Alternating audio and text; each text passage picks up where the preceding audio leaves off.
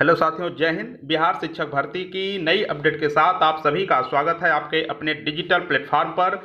BEd versus BSTC का निर्णय जब से आया है सुप्रीम कोर्ट से, तब से बिहार में अप्लाई किए हुए बीएड के अभ्यर्थियों का लगातार ये मैसेज और ये विचार चल रहा है कि क्या हम लोग बिहार शिक्षक भर्ती में शामिल हो पाएंगे, क्या उसका पेपर देंगे तो वैलिड होगा कि नहीं होगा।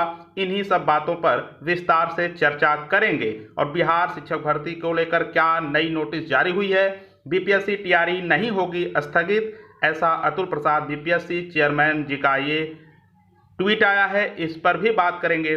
4 लाख बीएड अभ्यर्थियों के भविष्य का सवाल है बिहार शिक्षक भर्ती, क्योंकि उसमें लगभग 4 से 4.5 लाख अभ्यर्थी बीएड के माने जा रहे हैं। तो ऐसे में ये जो फैसला है बहुत लोगों को प्रभावित करने वाला है। आइए विस्तार से चर्चा करते हैं। चैनल पर नए हों तो सब्सक्राइब अवश्य करिएगा।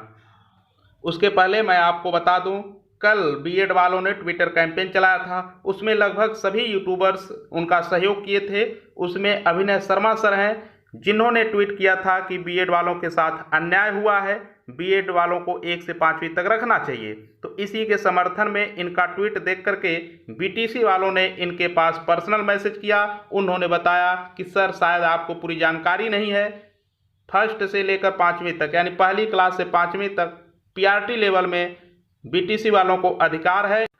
इसके आगे किसी भी क्लास के लिए बीटीसी को मौका नहीं मिलता है, जबकि बीएड वालों को 6 से लेकर 12 तक। इसके साथ ही बहुत सारे ऐसे पद होते हैं जहां सिर्फ बीएड वालों से आवेदन लिया जाता है, चाहे ईएमआरएस का रहा हो। हाल ही में अभी बीएड वाले लगभग 40,000 पदों पर बीएड वाले अप्लाई करेंगे, बीटीसी वालों को मौका नहीं मिलता है। तो आप सिर्फ एक पक्ष की बात कर रहे हैं, जो हम बीटीसी डीएलएड वाले दुखी हैं। तो इन पर अभिनय शर्मा सर ने क्लेरिफिकेशन दिया है, आज ये ट्वीट किया है कि काफ़ी कुछ बच्चों के मैसेज मुझे मिले जो डीएलएड बीएलएड के लिए हुए सुप्रीम कोर्ट के न्याय से संतुष्ट हैं। चाहे बीएड हो या डीएलएड हो, सभी छात्रों के हितों के लिए ही हमेशा विचार किया है। किसी भी रूप में किसी भी छात्र का अहित न हो, चाहे वो कोई भी हो। सुप्रीम कोर्ट ने जो फैसला डीएलएड बीएलएड छात्रों के लिए दिया है वो हम सभी को स्वीकार करना ही चाहिए। ऐसी स्थिति में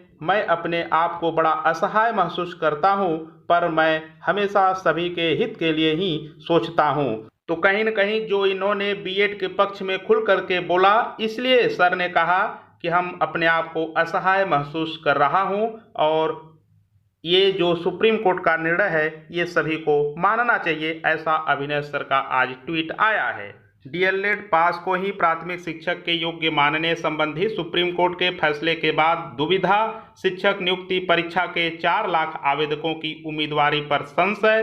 तो 4 लाख उम्मीदवारों पर संशय है इस बात को लेकर के कि क्या सीटेट को वैलिड माना जाएगा कि नहीं माना जाएगा, प्राथमिक में 1 से 5वीं तक बीएड को रखा जाएगा कि नहीं रखा जाएगा, क्योंकि अभी जल्द ही फार्म भरा गया है और 24 तारीख को एग्ज़ाम है। जब नज़दीक हो एग्ज़ाम और अभी हाल ही में फार्म पड़ा हो, ऐसे में ये दुविधा होना लाजमी है।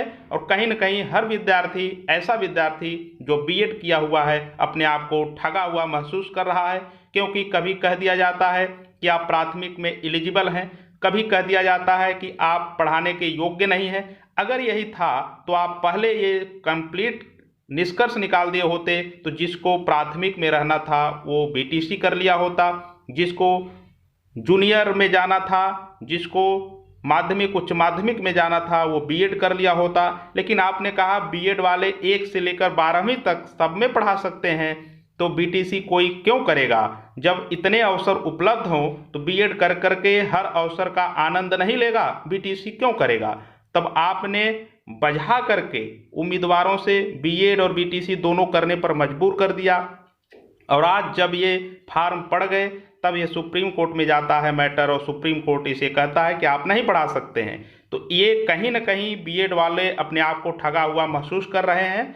और ये निर्णय जो है अब बिहार सरकार है, और बिहार सरकार से निवेदन जरूर किया जा रहा है कि वो अध्यादेश ला करके इस पर बीएड वालों को मौका दे, और सरकार इस पर अपनी विचार कर रही है।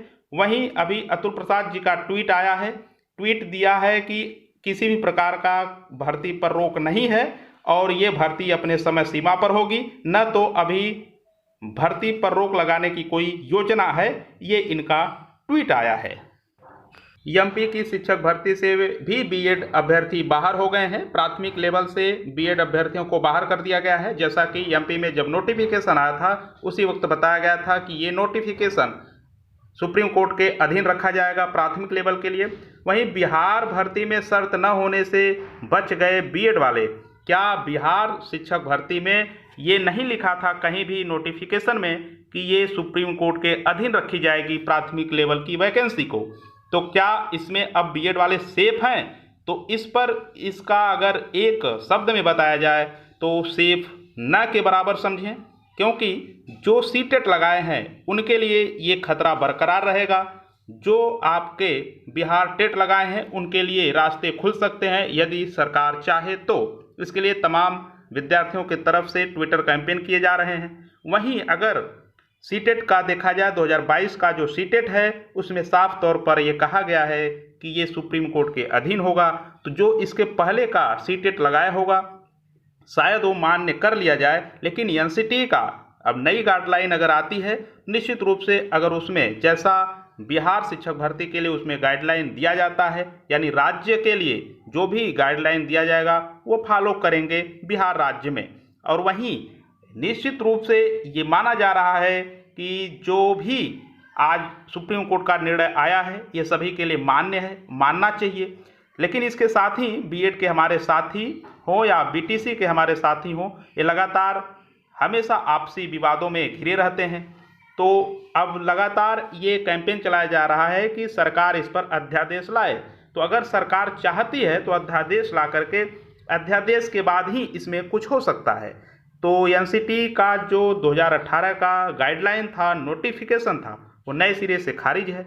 ऐसे में बीएड अभ्यर्थी अगर बिहार राज्य सरकार चाह करके भी एग्जाम करवा देती है तो ऐसे में तब भी उन पर संशय इस बात को लेकर के रहेगा कि क्या डॉक्यूमेंट वेरिफिकेशन में वैलिड करेंगे कि नहीं करेंगे। ऐसा भी हो सकता है कि पैसा रिफंड न करना पड़े, इसके लिए आपका एग्जाम करा दें। तो ये बड़ी चुनौती है, क्योंकि सीटेट में सफल अभ्यर्थियों का प्रमाण पत्र भी रद्दी। जब प्रमाण पत्र रद्दी हो तो ऐसे केसेस में ये समस्याएं उत्पन्न हो सकती हैं। ऐसे अभ्यर्थी जो बीपीएससी का एडमिट कार्ड डाउनलोड करते समय अपने फोटो की जगह पर दूसरे का फोटो गलती से लगा दिए हैं, उनके लिए 18 अगस्त से 20 अगस्त तक ये करेक्शन डेट है।